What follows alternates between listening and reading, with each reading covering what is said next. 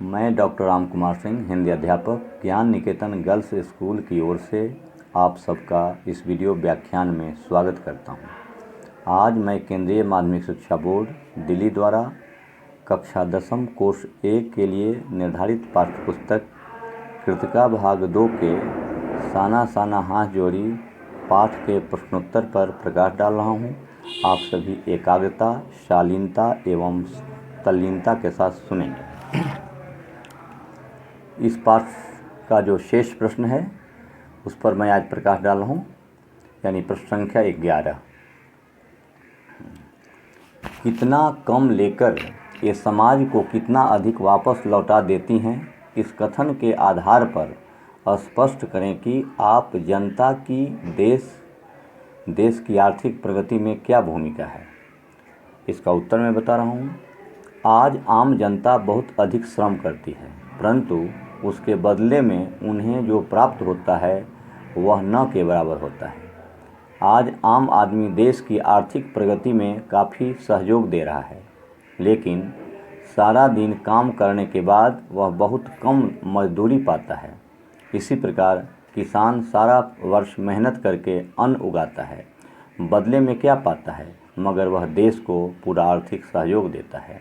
इस पाठ से अगला प्रश्न है, आज की पीढ़ी द्वारा प्रकृति के साथ किस तरह का खिलवाड़ किया जा रहा है, इसे रोकने में आपकी क्या भूमिका होनी चाहिए। तो इसका उत्तर है, मनुष्य अपने लाभ के लिए वृक्षों की अंधाधुंध कटाई कर रहा है, जिससे वन और जीव जंतु समाप्त हो रहे हैं। मनुष्य पहाड़ों को पर्यटक स्थल बनाकर वहां पर प्रदूषण फैला रहा है। उसने नदियों का जल भी प्रदूषित कर दिया है। इन सभी कारणों से तापमान में भी वृद्धि हुई है। इसे रोकने के लिए हम निम्न उपाय कर सकते हैं। पहला, हम पेड़ लगाएं तथा उनकी देखभाल करें। दूसरा, नदियों में कूड़ा करकट न डालें। तीसरा, वातावरण को स्वच्छ बनाए रखें। अगला प्रश्न है, प्रदूषण के कारण स्नोफॉल में कमी का जिक्र किया गया है। प्रदूषण के और कौन कौन से दुष्परिणाम सामने आए हैं, स्पष्ट करें। उत्तर है, प्रदूषण से वातावरण तथा वायु प्रदूषित हो गई है, जिस कारण मनुष्य अनेक रोगों से ग्रस्त हो जाता है। ध्वनि प्रदूषण से शांति भंग होती है। इससे बहरापन, अनिद्रा आदि अनेक बीमारियां हो जाती हैं। जल प्रदूषण के कारण तरह तरह के रोग हो रहे हैं, इसलिए हमें इन प्रदूषण से बचना चाहिए। अगला प्रश्न है, कटाव पर किसी भी दुकान का न होना उसके लिए वरदान है, इस कथन के पक्ष में अपनी राय व्यक्त करें। उत्तर है, कटाव पर किसी भी दुकान का न होना उसके लिए वरदान है, क्योंकि अभी यह पर्यटक स्थल नहीं बना है। यदि कोई दुकान होती तो लोग वहां जमा होकर खाते पीते और गंदगी फैलाते, इससे प्रदूषण भी फैलता। अगला प्रश्न, प्रकृति ने जल संचय की व्यवस्था किस प्रकार की है। उत्तर है, प्रकृति ने जल संचय की व्यवस्था नायाब ढंग से की है।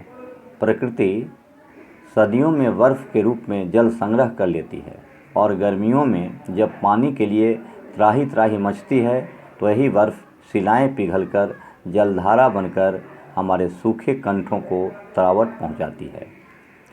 इस पाठ का अगला प्रश्न है, देश की सीमा पर बैठे फौजी किस तरह की कठिनाइयों से जूझते हैं, उनके प्रति हमारा क्या दायित्व होना चाहिए। मैं इसका उत्तर दे रहा हूँ। देश की सीमा पर का तापमान -15 डिग्री सेल्सियस होता है। उस कड़कड़ाती ठंड में फौजी पहरा देते हैं, जबकि हम वहाँ पर 5 मिनट भी नहीं रुक सकते। ये जवान हर समय अपनी जान हथेली पर रखकर जीते हैं। सीमा पर पहरा देते समय इन्हें मौसम के साथ साथ खान पान की समस्याओं से भी जूझना पड़ता है। हमें सदा उनकी सलामती की दुआ करनी चाहिए और उनके परिवार वालों का ध्यान रखना चाहिए। इस पाठ से एक दो और महत्वपूर्ण प्रश्न है, जैसे युमथांग से वापस आते समय जीतेन ने चावल की खेती के बारे में क्या बताया, यह किस ओर संकेत करता है। उत्तर मैं दे रहा हूँ इसका, युमथांग से वापस आते समय जितेन ने बताया कि यहाँ एक पत्थर है जिस पर गुरु नानक के फुटप्रिंट हैं। कहते हैं कि यहाँ गुरु नानक की थाली से थोड़े से चावल छिटक कर बाहर गिर गए थे। जिस जगह चावल छिटक कर गिरे थे वहाँ चावल की खेती होती है। यह हमारी प्राचीन मान्यताओं तथा उन पर विश्वास की ओर संकेत करता है। हम अपने जीवन की कई छोटी छोटी चीज़ों को लेकर प्राचीन मान्यताओं से जुड़े हैं। इसे एक और प्रश्न बन सकता है, जितेन ने युमथांग को टूरिस्ट स्टॉप बनाए जाने के बारे में क्या जानकारी दी? इस प्रकार टूरिस्ट स्टॉप बनाने से क्या लाभ होते हैं? जितेन ने बताया, उत्तर में दे रहा हूँ। जितेन ने बताया कि युमथांग पहले टूरिस्ट स्पॉट नहीं था। जब सिक्किम भारत में मिला उसके कई वर्षों बाद भारतीय आर्मी के कप्तान शेखर दत्ता के दिमाग में आया कि घाटियों के बीच रास्ते निकालकर इसे टूरिस्ट स्पॉट बनाया जा सकता है।